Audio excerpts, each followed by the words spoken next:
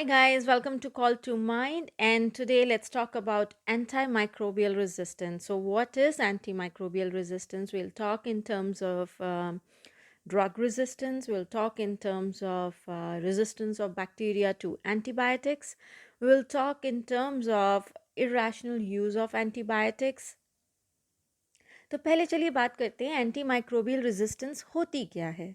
Okay, so it occurs when microbes, and now here we are talking about the microorganisms, whether it's a bacteria, viruses, fungi.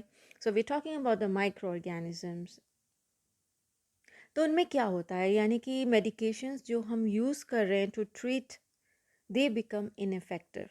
So in larger sense में अगर हम बात कर रहे हैं bacteria की, when it is very difficult and most of the medications become ineffective, इसको हम दूसरी टर्मिनोलॉजी भी देते हैं ड्रग रेजिस्टेंस. और कभी कभी हम मोस्टली जो आपको टर्मिनोलॉजी आप जनरली आप देखेंगे और you will find more often like anti bacterial resistance or antibiotic resistance, specifically to resistance of bacteria to antibiotics. And we all know that antibiotics, they are used to kill or inhibit the growth of bacteria. At the same time, we also use terminology multi-drug resistance, which MDR. So that is used when the microbe is resistant to multiple drugs. So if you test multiple drugs and if the microbe is resistant, we use the terminology multi-drug resistant. और एक और terminology जो use होती है which is like antimicrobial susceptibility testing AST. So that is done to screen, we are doing the screening of bacterial isolates to determine which antibiotics they are susceptible to. And how we do that, we'll tell you the details. इसको हम और detail में उसके ऊपर पूरा lecture करेंगे, but अगर एक शॉर्ट में बोले तो इसको is usually by growing the bacterium in the presence of antibiotics, so we can do a drug susceptibility testing. Now when we are talking about antibiotic resistance, multi drug resistance, so इस सब के ऊपर क्या बात आ रही है, सबसे important बात क्या है, what are we doing to promote the appropriate usage of antibiotics so that our aim is what and goal is what, to reduce AMR. And what is AMR? We just kind of discussed antimicrobial resistance. अगर आप थोड़ा सा literature में जाएंगे, you know that Alexander Fleming, Harvard Florey and Ernest Chain were awarded the Nobel Prize in 1945 for the discovery of penicillin, the world's first broad spectrum antibiotic. And if you read Alexander Fleming, the Nobel lecture, December 11, 1945, he starts with, I'm going to tell you about the early days of penicillin, for this is a part of the penicillin story which earned me a Nobel Award. He's very excited that we are not at the end of the penicillin story. Perhaps we are only just at the beginning. We are in the chemical age and penicillin may be changed by the chemists so that all its disadvantages may be removed and a newer and a better derivative may be produced. At the same time, he mentioned that I would like to sound one note of warning. Penicillin is to all intents and purposes non-poisonous, so there is no need to worry about giving an overdose and poisoning the patient. There may be a danger, though, in underdosage. It is not difficult to make microbes resistant to penicillin in the laboratory by exposing them to a concentration not sufficient to kill them. And the same thing has occasionally happened in the body. And he has a vision. He mentions that the time may come when penicillin can be bought by anyone in the shops. Then there is a danger that the ignorant man may easily underdose himself and by exposing his microbes to non-lethal quantities of the drug make them resistant. So he mentions a hypothetical illustration. Mr. X has a sore throat. He buys some penicillin and give himself. Not enough to kill the streptococci, but enough to educate them to resist penicillin. He then infects his wife, Mrs. X, and Mrs. X gets pneumonia and is treated with penicillin. As the streptococci are now resistant to penicillin, the treatment fails. So, so the negligent use of penicillin changed the nature of the microbe. So the Mrs. X dies, who is primarily responsible for Mrs. X's death. So, why Mr. X, whose negligent use of penicillin changed the nature of the microbe?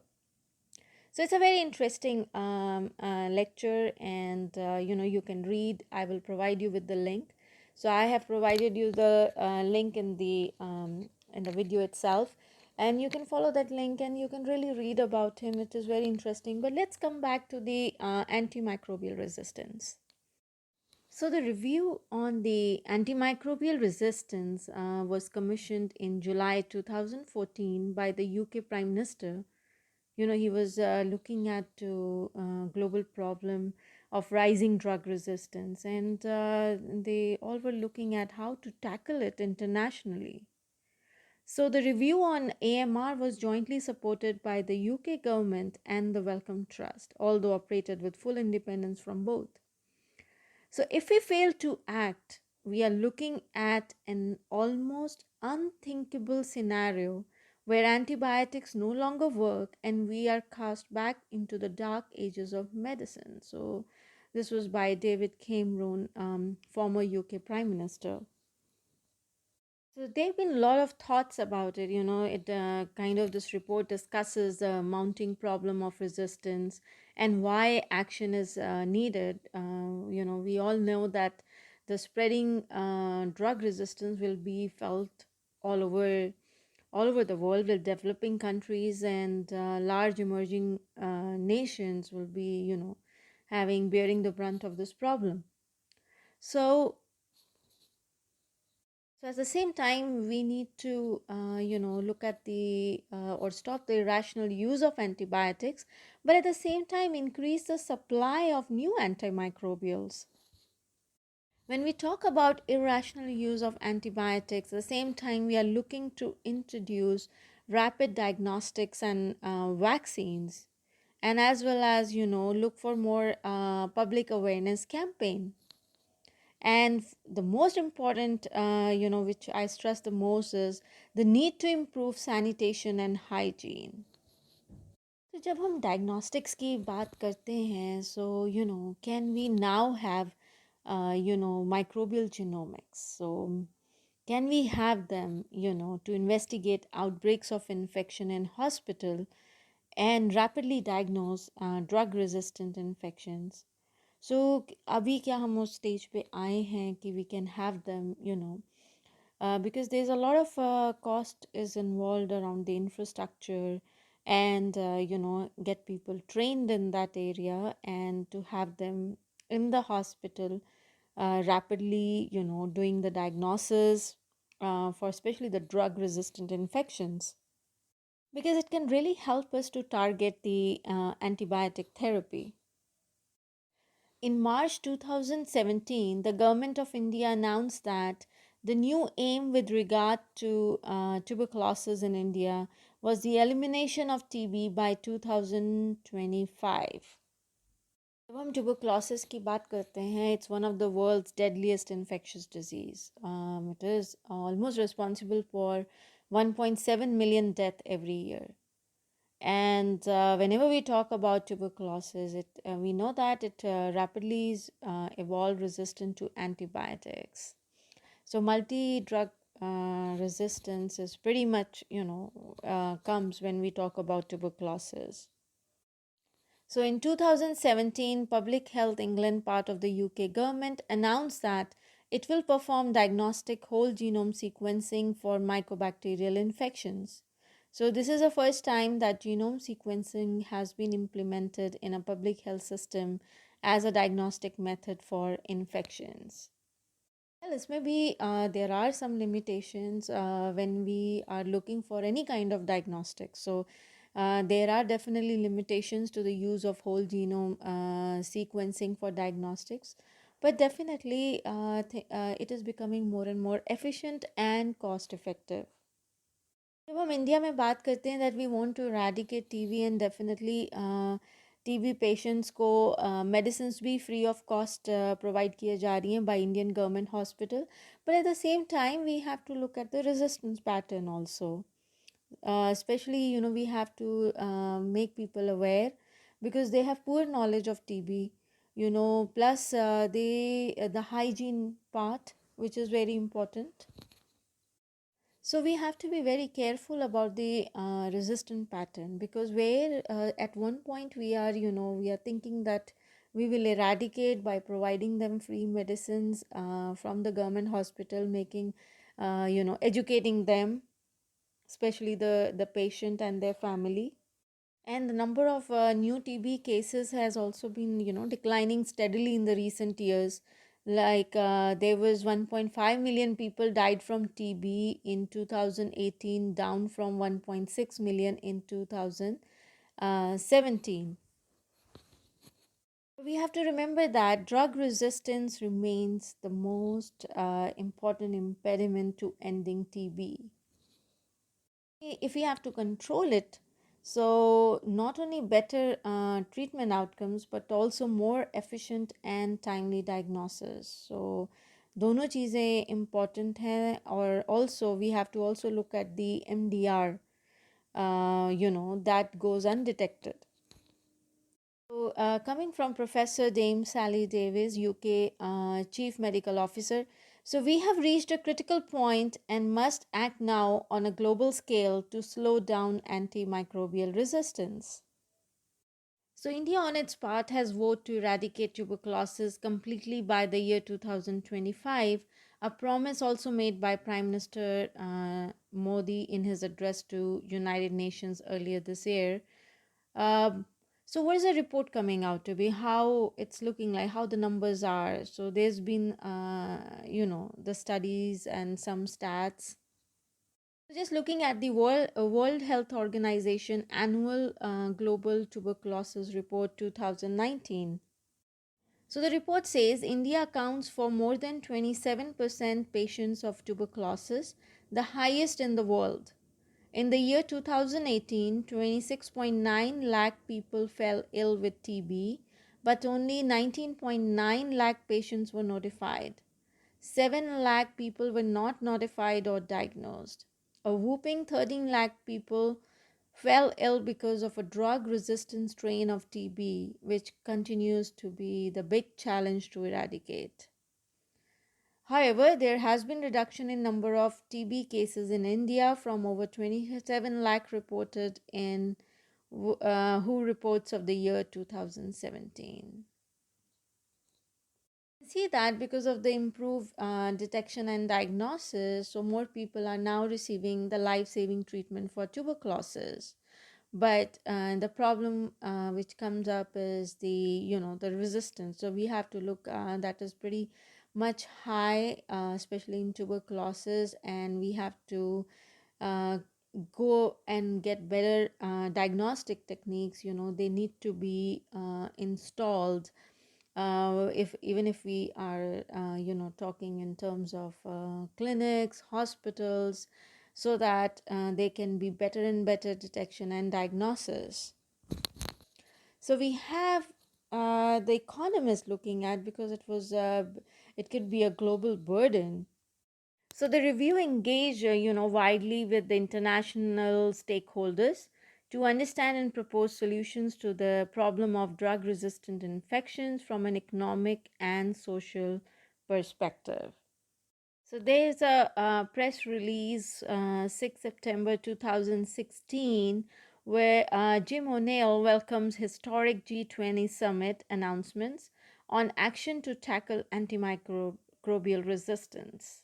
So the leaders of the G20 group of countries yesterday reached an important agreement on next steps in the global battle with so-called superbugs at their summit in Hangzhou, China, and the move was applauded by the chairman of the UK Government Commission Independent Review on Antimicrobial Resistance, Lord Jim O'Neill.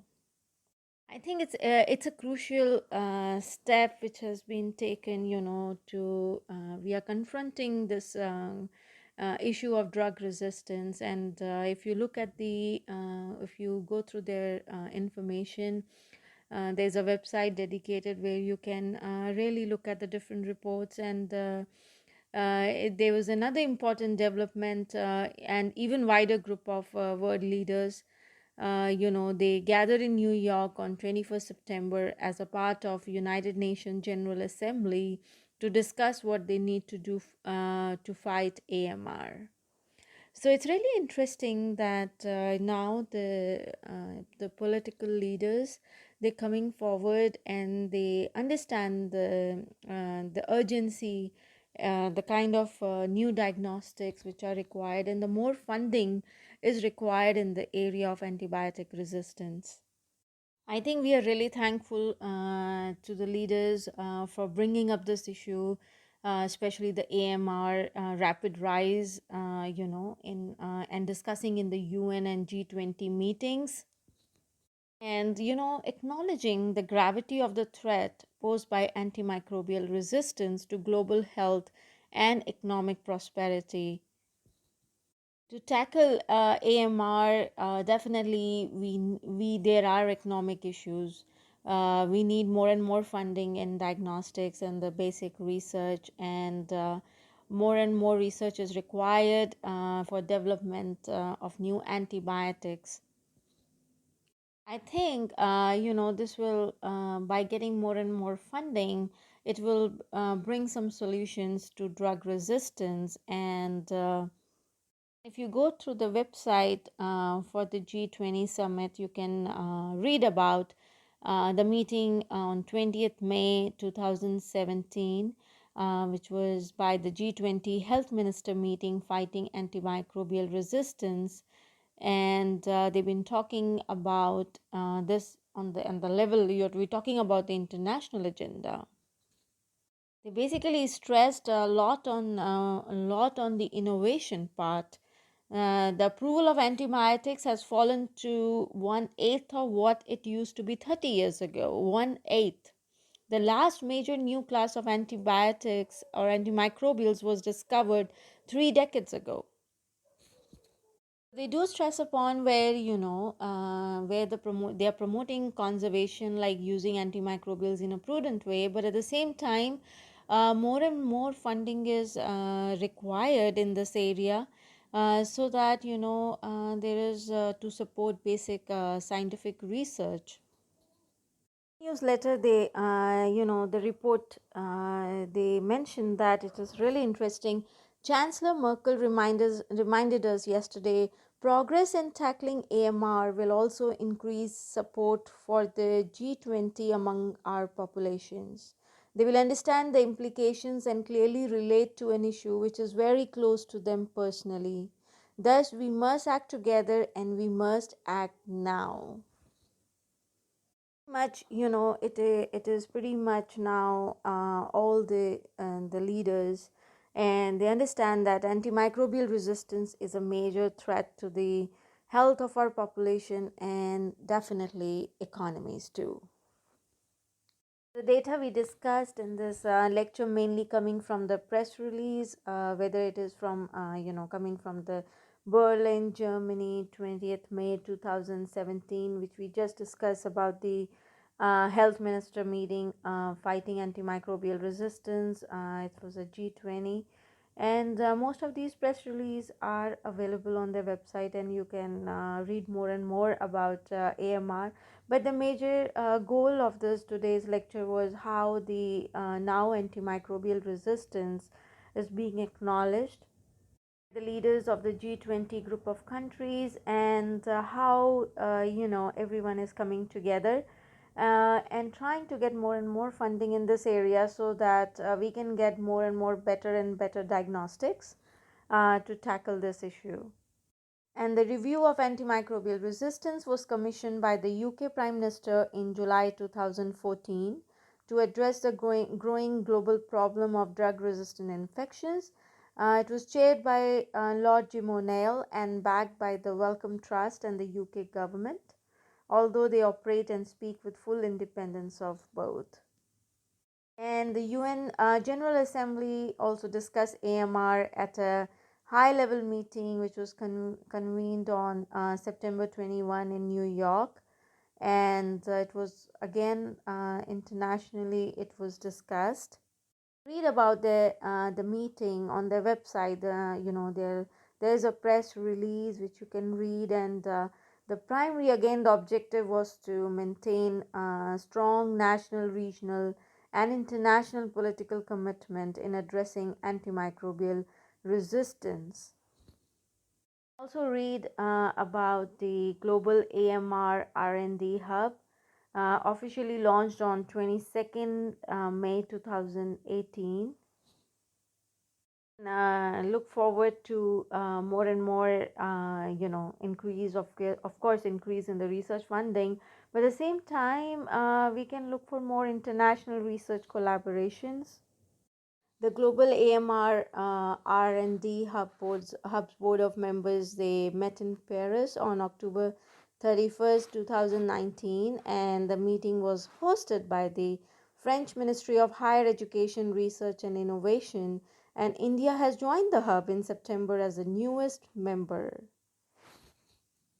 I think it's a great news कि India ने भी join कर लिया है. So if you want to keep up to date on what's going on and what all declarations are coming in और क्या developments हो रही हैं, keep up with the G20 Summit press release. अभी the latest was in Japan around October 2019. आप उसमें पढ़ सकते हैं. Plus you can keep on looking at I think I can see that there will be a lot of funding coming, and we can all hope that अच्छे diagnostics होंगे, so we can have more and more better detection. And very important बात तो यही है, हमें we are thankful to the leaders जो इसको international forum में लेके आए, और उसके बाद all the world leaders are coming together to tackle this problem.